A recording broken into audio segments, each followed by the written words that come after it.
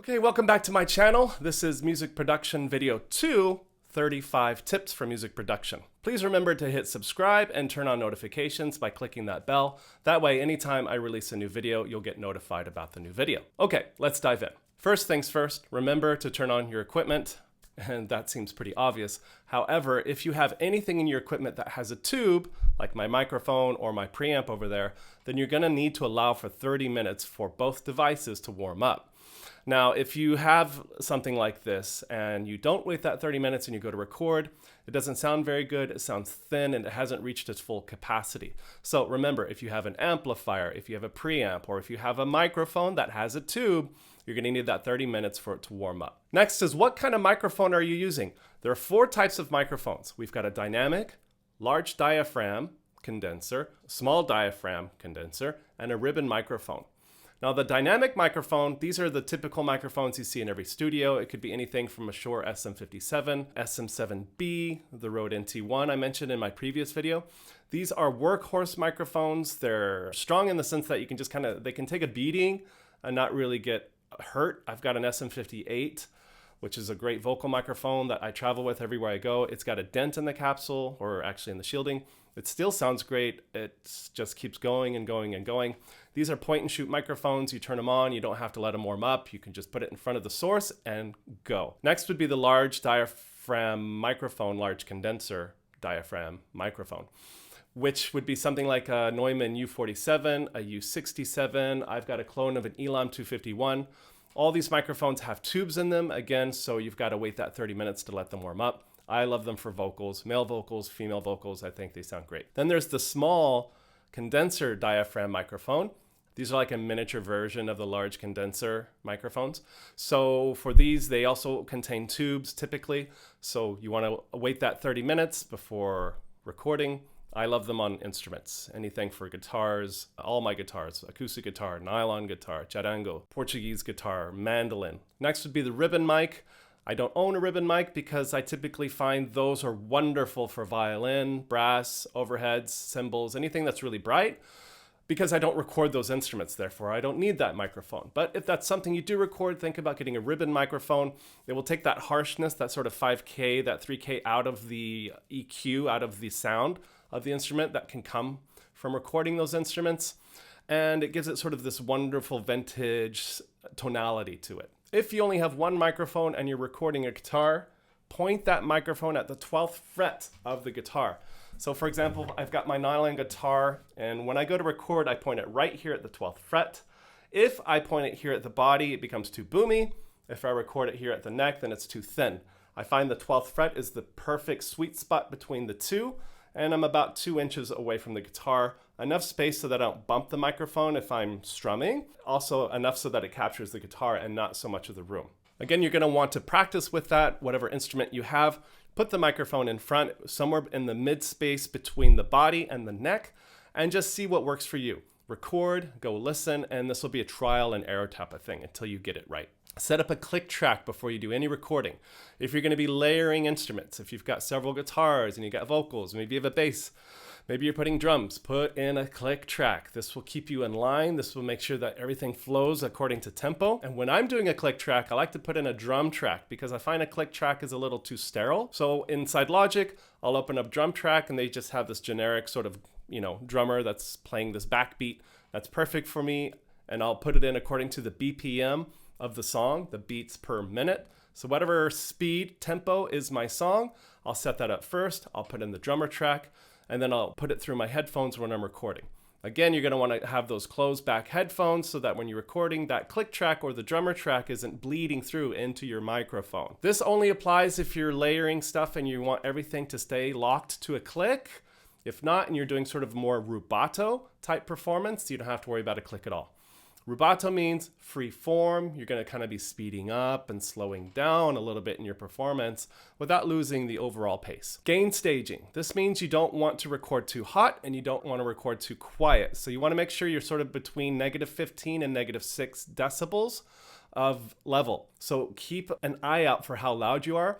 What I'll do before I do any recordings, I'll record just a little sample of how loud I'm going to get, and then I'll make sure that I'm at the right gain stage level. Get a great performance. Emotion always trumps perfection. However, if you can do emotion combined with excellence, that's light upon light. So make sure you get a great performance. I think of myself as an actor when I get in front of the microphone and I'm trying to emote as much as possible.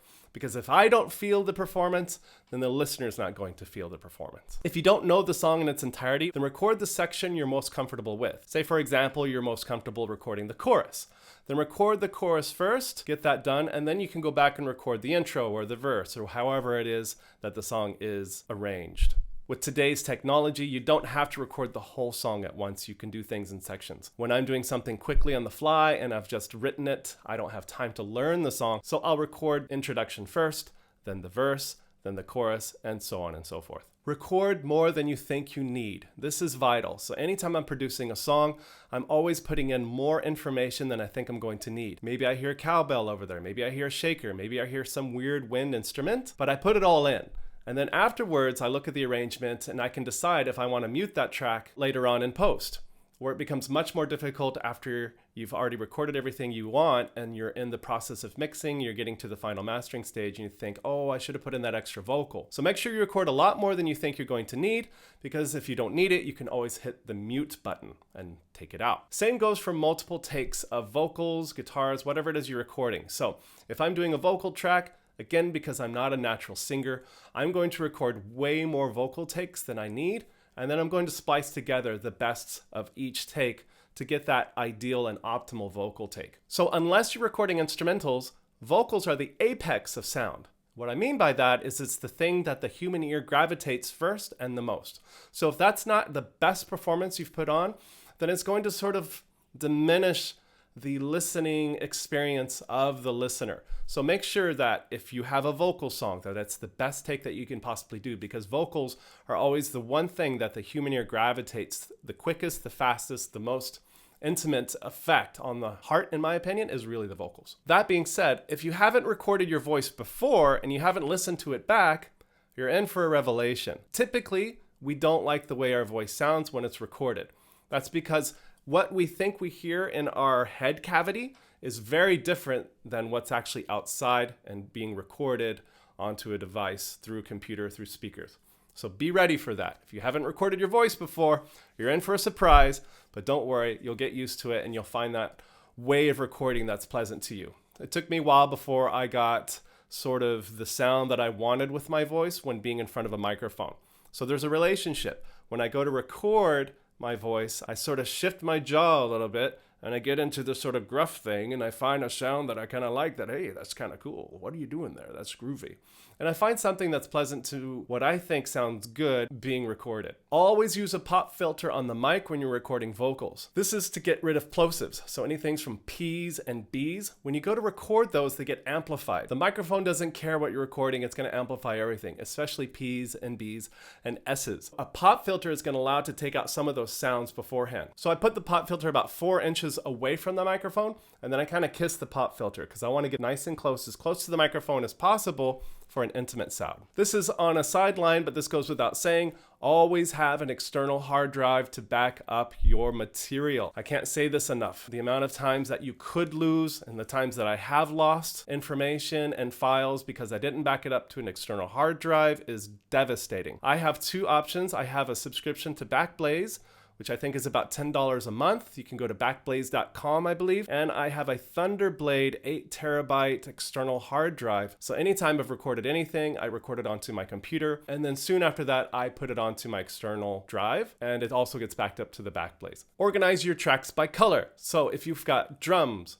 bass, guitars, vocals, I choose individual grouped colors for each section.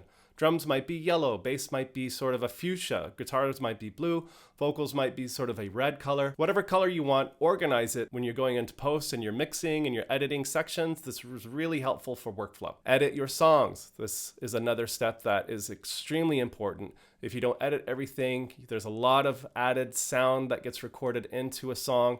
It might be, again, those P's and B's that have to be edited out. It might be little like vocal smacks that the lip does if you have a dry mouth. There's a lot of this going on. So you got to edit all that stuff out. If you're playing guitar and your hand just kind of brushes against the strings, or you can hear this chair is really squeaky, all of that stuff needs to be edited out, and you need to go through with a fine-tooth comb and really splice out anything that is unnecessary. Focus on getting better at producing before buying new gear. This can't be emphasized enough. We tend to become gearheads really fast, and we think if we get the better gear, the best gear, the gear that this producer that we love has, then we'll become better producers ourselves. I scored a whole movie on my MacBook Pro alone and one piece of gear, and it came out great. So really get to know your gear, really get to know the things that you have. If it's just a laptop and a microphone, really get to know the ins and outs of the app or the DAW that you're using to record before you start acquisitioning more gear. If you're recording guitars, for example, record a single guitar for the verse, panned in the center, and then when the chorus comes, double that guitar and pan them hard left and right, 64 and 63.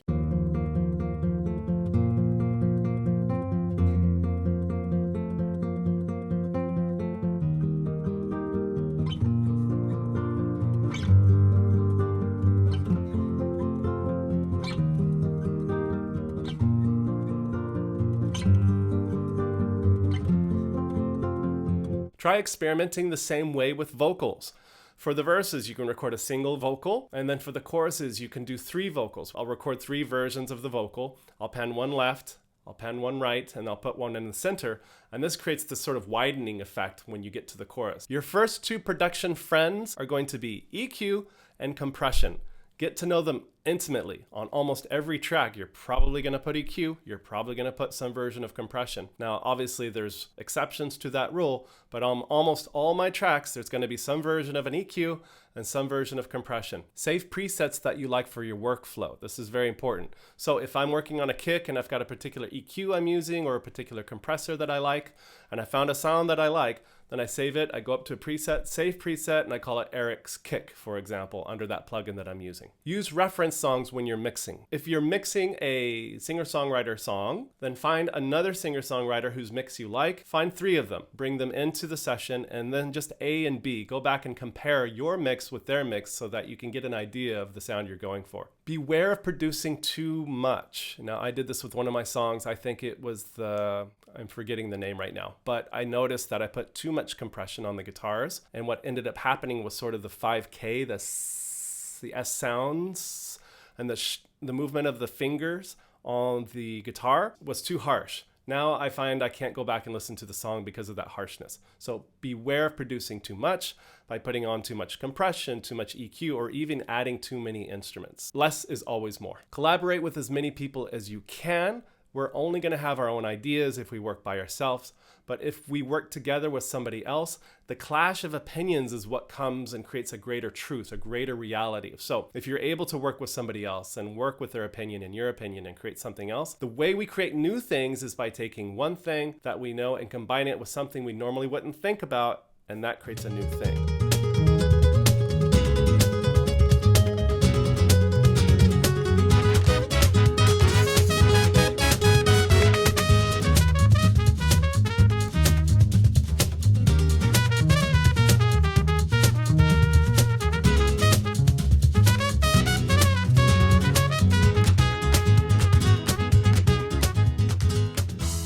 Study other people's songs to glean ideas, and not just other people's songs within the same genre that you like listening to. Go way far outside genres you wouldn't even think about. If I'm trying to get ideas, maybe I'll go listen to Japanese no theater, maybe I'll listen to Southern Indian music, maybe I'll listen to Chinese pop, K-pop, something that I typically wouldn't listen to get ideas of what they're doing creatively. And I'll take maybe one idea from there and I'll plug it into something I'm doing. Case in point, I did a song where I used a Turkish saz, which is one of their guitars in a song that I'm using. I'd never used a Turkish saz before, and it turned out great.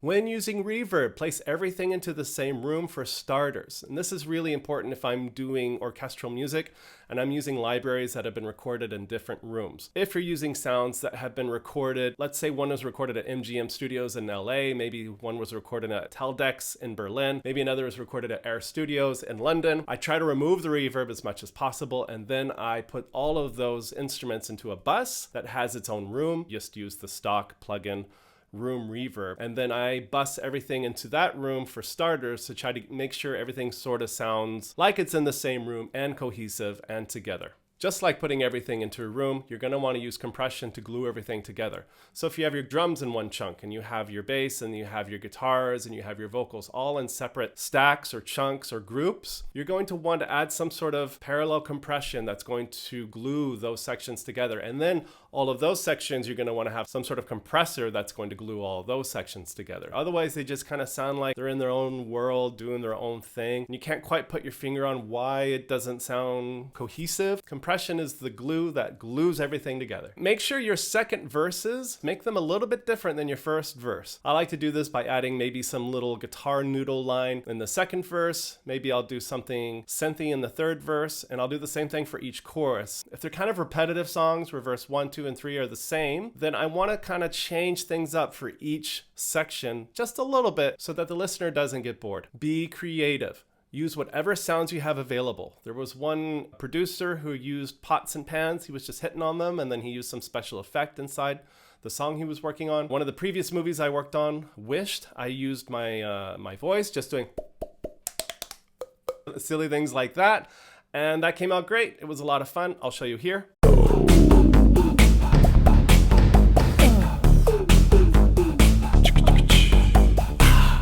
Make sure everything sounds good at a low level volume. Record everything, listen to it low, turn your speakers down, turn your headphones down, and if you can hear everything at a low level volume, then it's naturally going to translate to a louder volume. The problem we get into is we like things loud, so when we start mixing, we start turning things up, turning things up, turning things up, and before you know it, it just becomes this wash of sound. Panning. Pan everything that's a mid-range to a high-range instrument. For example, guitars I like to pan left and right. Pianos, I might pan to the right. Shakers, I might pan to the left. Hi-hats to the right. Crashes and cymbals left and right. So use that panning to get out of the way of the things that should be in the middle. Things that should be in the middle: bass, snare, kick drum, and the vocal, the main vocal. Separate vocals, additional vocals, background vocals should be panned and gotten out of the way. Experiment with panning, how hard you want to pan things, and how light you want to pan things. Check out classical music for chordal ideas. I personally love classical music for their harmonies the most. That's where I go to try to get as many harmony ideas as I can. For example, if you take Pachelbel's Canon in D,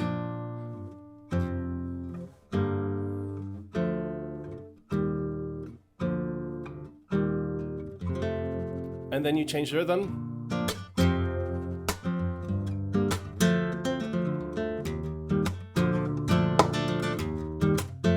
you got yourself a song. Use question answer melodies. Question melody.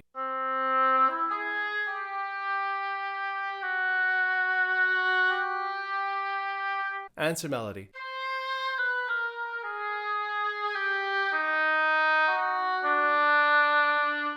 Something that creates a question, something that receives an answer. These, I find, the more complex melodies has a different reaction on the heart than simple melodies. Think of your music horizontally and vertically.